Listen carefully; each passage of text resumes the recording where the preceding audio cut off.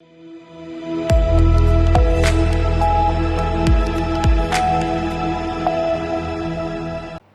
स्वागत है आपका। आप देख रहे हैं सी न्यूज़ भारत। मैं हूं आपके साथ इशिता। वक्त हो गया मध्य प्रदेश छत्तीसगढ़ बुलेटिन का।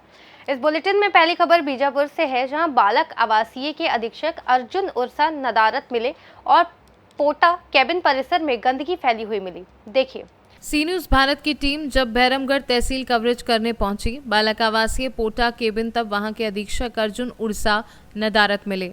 पोटा केबिन परिसर में गंदगी फैली हुई थी, टॉयलेट साफ नहीं थे और जहां मेश होता है वहां पर बहुत गंदगी थी। वहां के अनुदेशक द्वारा जब अधीक्षक को फोन किया गया और बात कराई गई, तब अधीक्षक के द्वारा अभद्र व्यवहार किया गया। कहा गया कि अगर गंदगी है तो कुछ झाड़ू लेकर साफ कीजिए। तुमको कौन परमिशन दिया है पोटा केबिन में घुसने का? पता नहीं अधीक्षक को किस चीज का घमंड है। अगर वह मीडिया कर्मियों के साथ ऐसा व्यवहार करते हैं तो सोचिए वहां के जो आदिवासी भोले भाले बच्चे हैं उनके साथ कैसा व्यवहार करते होंगे। धमका रहा है यार मेरे को, तुम झाड़ के जाओ करो। सर का नाम है नहीं, अधीक्षक मेरे को धमका रहा है, तुम साफ सफाई करके जाओ करके। साफ सफाई करूँगा, झाड़ू दे दो फिर। ये सब टेकी है सर, साफ सफाई सब टेकी है। ठीक है, उधर का मैं बोला तो अधीक्षक बोलता तुम साफ सफाई करके जाओ। ये गुंडागर्दी है क्या? बच्चों के साथ कुछ भी होगा मैं कलेक्टर डीओ शिकायत करूँगा। पूरे लेटरूम बाथरूम काल देखिए भैया, कुछ होगा बच्चों कैसा करूँगा था? नहीं मतलब अभी तो मैं तुम्हें वो साफ सफाई के बारे में मतलब थोड़ा सा अपने साथ नहीं ठीक है। सर मैं तो सामने आपका जो अधीक्षक जो बात कर रहा है सर, बहुत बड़ा बात कर रहा है ना। बीजापुर से सी न्यूज़ संवाददाता सदानंद की रिपोर्ट। दुर्ग के मोहन नगर पुलिस ने पत्रकार वार्ता पर बीते दिनों दुर्ग में घटी 2 घटनाओं का खुलासा किया। देखिए। मोहन नगर पुलिस ने पत्रकार वार्ता लेकर बीते दिनों दुर्ग में घटी 2 घटनाओं का खुलासा किया। पहली घटना में पुलिस ने 6 किलो गांजे के साथ 3 आरोपियों को गिरफ्तार किया है। वहीं दूसरी घटना में OLX पर झूठा विज्ञापन देकर 80,000 रुपए की लूट करने वाले 3 अपचारी बालकों को पुलिस ने हिरासत में लिया है। पत्रकारों को जानकारी देते हुए CSP सुखनंदन सिंह राठौर ने बताया कि दोनों ही घटना के आरोपियों को फिलहाल गिरफ्तार कर लिया गया है और उनसे आगे की पूछताछ जारी है। दुर्ग जिले के मोहन नगर थाना क्षेत्र में अवैध रूप से गांजा की बिक्री की सूचना पर मुखबिर के द्वारा सूचना मिली, जिस पर पकड़ा गया। तो उसमें 3 किलो लगभग गांजा पकड़ा गया है, जिस पर NDPS एक्ट के तहत कार्रवाई की गई। ये पुड़िया बना करके गांजा बेच रहे थे और ट्रेल था। पहले जो आरोपी पकड़े उससे 1 किलो गांजा मिला, फिर उसके बाद उसकी निशानदेही पर दूसरे आरोपी से तीसरे आरोपी, ऐसा करते करते हमने कुल 6 आरोपियों को पकड़ा है। जहां पर से वो गांजा लाते थे उसको भी पकड़ा है। इसमें एक कान्हा नागवंशी नामक जो युवक है जो NDPS का यहाँ तस्करी कर रहा था, बड़े लंबे समय से सूचना थी। अभी कार्रवाई करके 6 लोगों को न्यायिक हिरासत में लेकर के रिमांड में जेल दाखिल किया जा रहा है। सर, इन लोगों ने कुछ बताया कि ये लोग कहाँ से थोक में और गांजा लेके आते हैं? ये 1 किलो 2 किलो ही गांजा ला करके बेचते थे। इसमें हमारी टीम ANTF की टीम अभी लगी हुई है और इसमें फर्दर पूछताछ की जा रही है कि इनके मूल कहाँ पर से होता है, एंड पॉइंट और इनिशियल पॉइंट, ये दोनों पॉइंट जल्द ही खुलासे किए जाएंगे। पहले भी कोई इनके ऊपर अपराध गांजा को लेकर? इसमें 2 आरोपी हैं जो पूर्व में भी NDPS एक्ट के तहत गिरफ्तारी हो गई है। ये अलग से पृथक से उस पर और पीट NDPS के तहत कार्रवाई की जाएगी। सर लूट का दुर्ग से सी न्यूज़ संवाददाता धर्मेंद्र गुप्ता की रिपोर्ट। इंदौर में एक सनसनीखेज हत्या का मामला सामने आया है, जहां बबलू परमार की बेरहमी से हत्या कर दी गई। क्या है पूरा मामला, देखिए इस रिपोर्ट में। खबर इंदौर से है, जहां कनारिया थाना क्षेत्र में एक सनसनीखेज हत्या का मामला सामने आया है। बबलू परमार उर्फ गब्बर की बेरहमी से हत्या कर दी गई। इस घटना के पीछे जमीन विवाद को कारण बताया जा रहा है। मृतक के परिजनों का आरोप है कि मानसिक, भुवन सिंह, शालिग्राम, घनश्याम और भू माफिया कमल पटेल लगातार बबलू परमार से विवाद कर रहे हैं। परिजनों के अनुसार कुछ दिन पहले आरोपियों ने मृतक का हाथ भी काट दिया था। इस संबंध में पीड़ित परिवार ने जुलाई 2024 में ACP खजराना कुंदन मंडलोई को आवेदन देकर न्याय की गुहार लगाई, लेकिन पुलिस की ओर से कोई कार्यवाही नहीं की गई।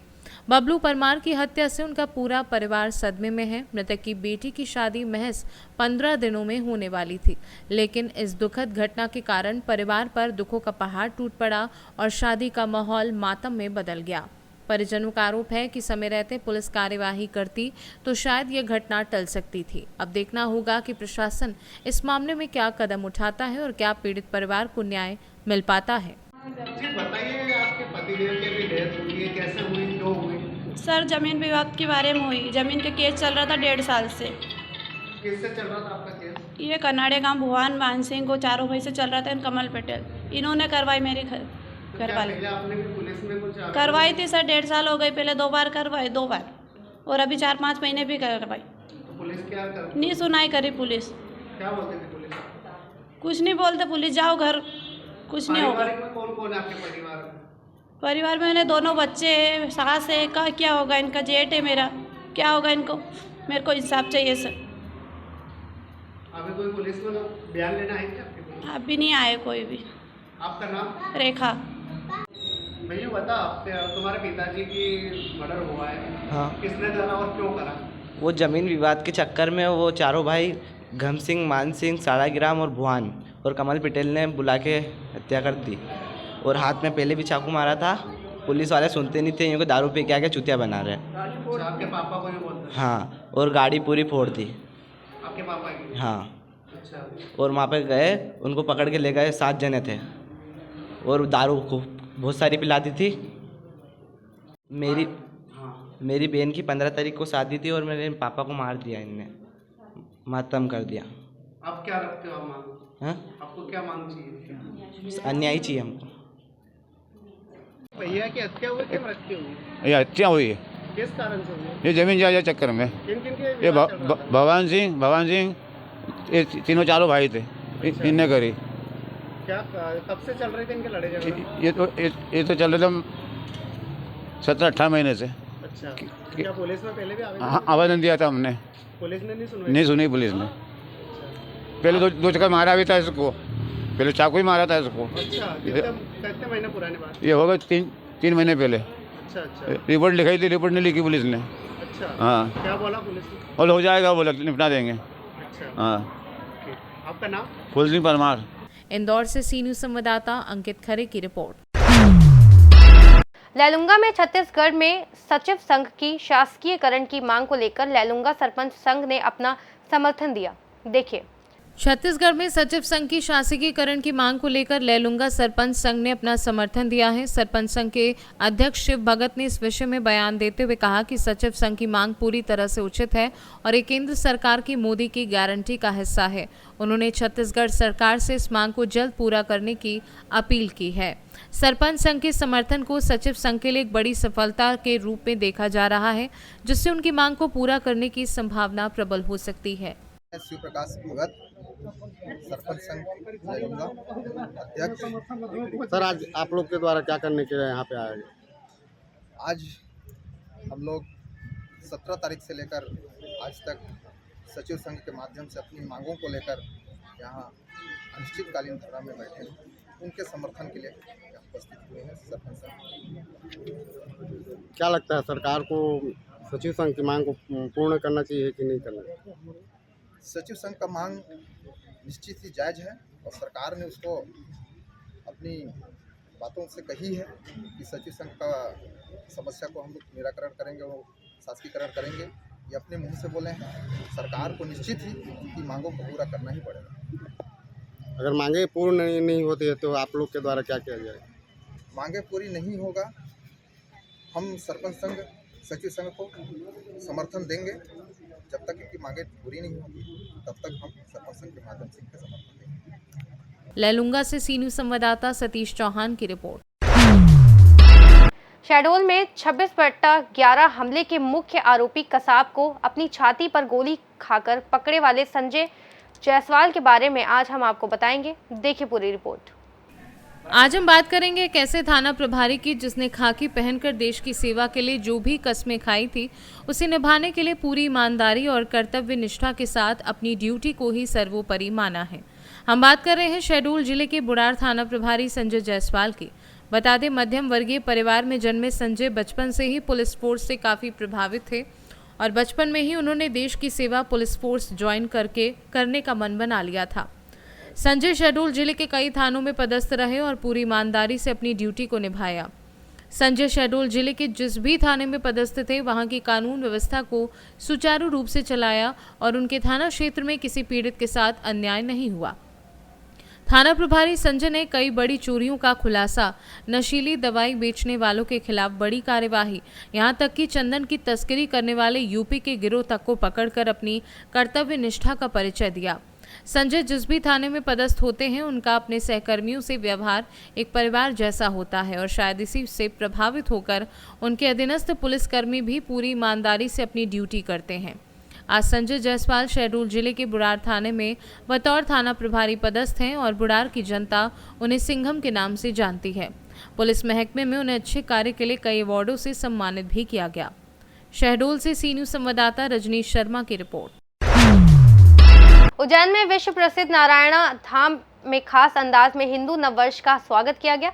सूर्य की पहली किरण के साथ शंख बजाकर पूजन अर्चन कर सूर्यदेव को अर्घ दिया गया। देखिए। विश्व प्रसिद्ध नारायणा धाम में खास अंदाज में हिंदू नववर्ष का स्वागत किया गया। सूर्य की पहली किरण के साथ शंख बजाकर पूजन अर्चन कर सूर्यदेव को अर्घ दिया गया। पंडितों ने वेद पाठ किया। विश्व प्रसिद्ध कृष्ण सुदामा मित्रता स्थली पर ब्रह्म मुहूर्त में मंत्रोच्चार के साथ भगवान श्री कृष्ण और सुदामा का जलाभिषेक किया गया। लाभार्थी विजय सिंह गौतम ने भगवान श्री कृष्ण और सुदामा को स्नान करवाया और पूजा अर्चना की। सूर्य की पहली किरण के साथ सूर्यदेव को अर्घदान देकर देश में खुशहाली और सुख समृद्धि की कामना की। प्रतिवर्षानुसार ध्वज का पूजन कर समाज सेवी विजय सिंह गौतम ध्वज को अपने सिर पर लेकर चल समारोह के साथ निकले। विधि विधान और मंत्रोच्चार के साथ ध्वज के मंदिर पर चढ़ाया गया। तत्पश्चात भगवान की महाआरती की गई। देखिए, मैं बहुत आभारी हूँ मंदिर संस्थान का, नारायणा मंदिर संस्थान का, ग्रामवासियों का, नारायणा वासियों का बहुत आभारी हूँ।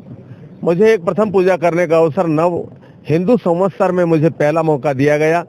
मैं बहुत आभार व्यक्त करता हूँ यहाँ की समिति का, यहाँ के ग्रामवासियों का और यहाँ के वो गणमान्य नागरिकों का, जिनकी वजह से मुझे प्रथम पूजा करने का अवसर हर बार मिलता है। और आज भी मैं यहाँ पर उपस्थित हुआ। यहाँ पर सभी लोग पधारे, उन सभी लोगों को मैं बधाई देना चाहता हूँ। हिंदू नव वर्ष की आज शुभारंभ है और हम 5 बजे से लेके जो पूजा विधान हम लोगों ने किया, आज यहाँ झंडा वंदन किया है। भगवान के यहाँ पर मंदिर में झंडे का एक आरोहण जिस तरह हम लोग करते हैं, भगवान सबके जीवन में खुशियाँ लाए, सबको खूब वैभव दे, संपदा दे। और मेरे कृष्ण तो निश्चित रूप से ऐसे दयालु हैं, ऐसे कृपालु हैं और ऐसे हैं कि जो मांगते हम लोगों को यहाँ मिलता है। आज मैं यहाँ पर आकर धन्य हुआ। आज हम लोगों ने अंधेरी रात से लेके ये सुबह का ये सूर्य निकल रहा है, आज प्रथम सूर्य का प्रथम आरोहण और प्रथम सूर्य का दर्शन करने का अवसर और भगवान के चरणों में प्रथम दर्शन करने का आज हिंदू नव संवत्सर के प्रथम दिन हम लोगों को मिला। मैं बहुत आभार व्यक्त करता हूँ पूरे देशवासियों को, महितपुर वासियों को, विधानसभा महितपुर, हमारा जिला उज्जैन और सभी लोगों को, हमारे हिंदू सनातनी धर्म को मानने वाले सभी लोगों का मैं हार्दिक स्वागत करता हूं, बधाई देता हूं। उनका साल, उनका वर्ष इतना अच्छा निकले और मेरा देश भी इतना तरक्की करे, मेरा देश भारत भी खूब आगे बढ़े, हमारी संस्थाएं भी, हमारी विधानसभाएं भी, हमारा गांव भी, हमारे परिवार भी, सभी लोगों को मैं बहुत सारी शुभकामना देता हूं। जय श्री कृष्णा। बहुत बहुत धन्यवाद। सबको बहुत बहुत बधाई, बहुत बहुत शुभकामनाएं। उज्जैन से सी न्यूज़ संवाददाता राहुल कुमावत की रिपोर्ट। इस बुलेटिन में फिलहाल इतना ही। देश और दुनिया की तमाम बड़ी जानकारियों के लिए देखते रहिए सी न्यूज़ भारत।